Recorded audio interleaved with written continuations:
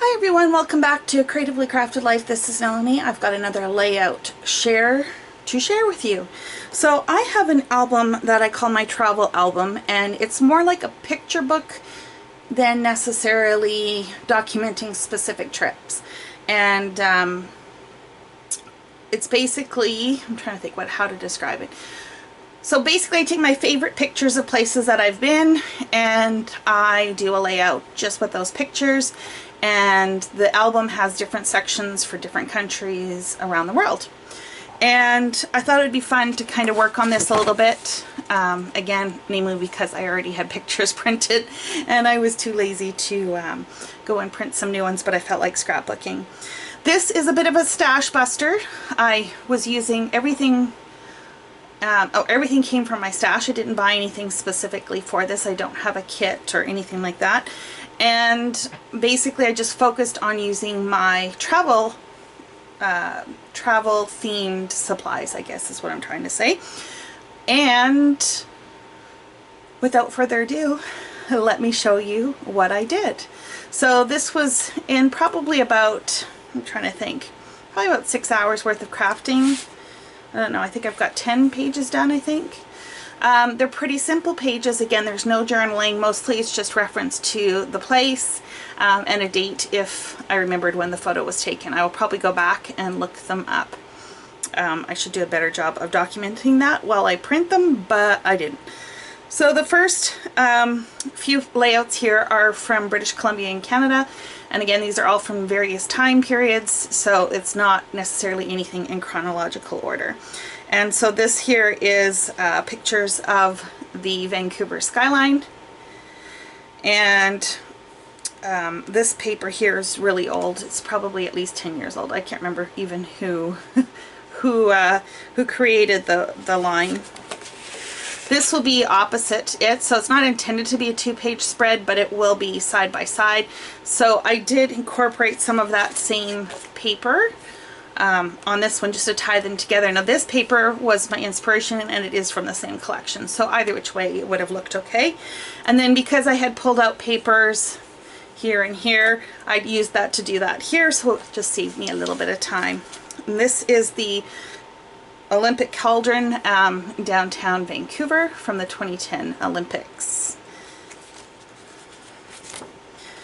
This one here is a picture of Hell's Gate in British Columbia, and this I basically just let the paper do the work for me. It had all of this embellishment and glitter and everything on here. You can tell it's definitely a few years older. I think this was probably from 2010 or even earlier maybe. I think the earliest paper I used, I noticed, had 2007 on it. So because it was so sparkly and glittery already, and I thought I could use these foiled letters that would make that work a little bit, or would work well with them, I guess is what I'm trying to say. No embellishments. I think the page is busy enough as it is. I believe this is from the same collection, and even though it's got this blue in here, which kind of threw me off, this postal stripe around here, I wasn't quite sure how to make it work because those colors aren't actually in the paper. So I played around with what to put in the background. Because this was very off-white looking, it didn't look really good on white paper. And there is a lot of cream in here, so even with cream it still looked a little washed out, so I went with the blue.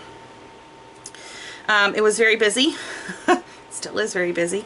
So I found some ombre paper in this olive lime green, I guess if you want to call it that, which is in the paper, and just use that to kind of break things up a little bit.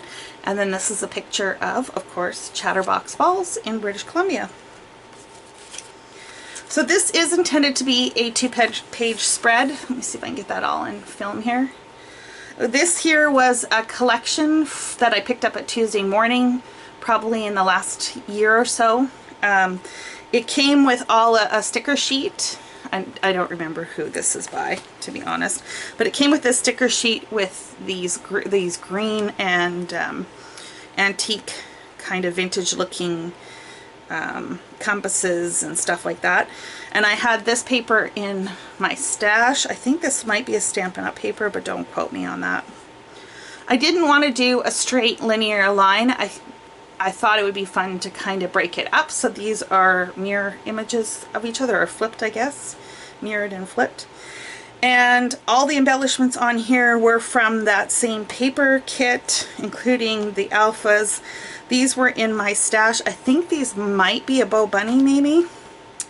And then a few other little brads. I used a lot of brads.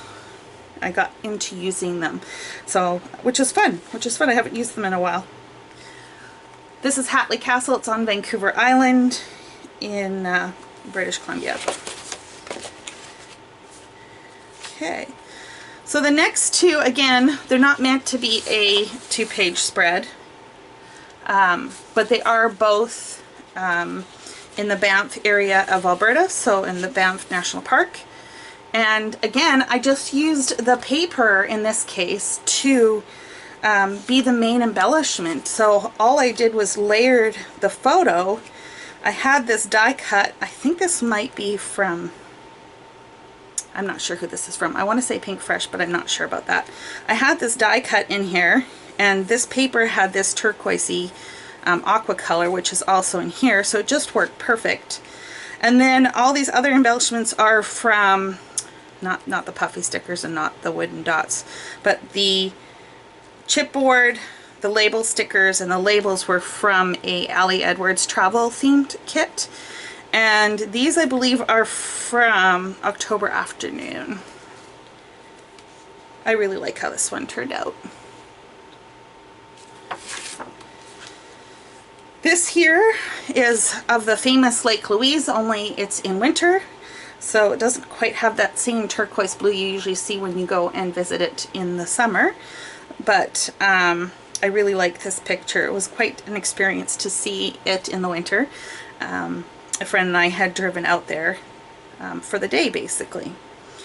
I again used some of the items from the Ali Edwards kit, and then I had received these foiled silver snowflake stickers from a recent purchase I made, probably like a grab bag or something like that, and I thought that would be kind of fun to use that on this page.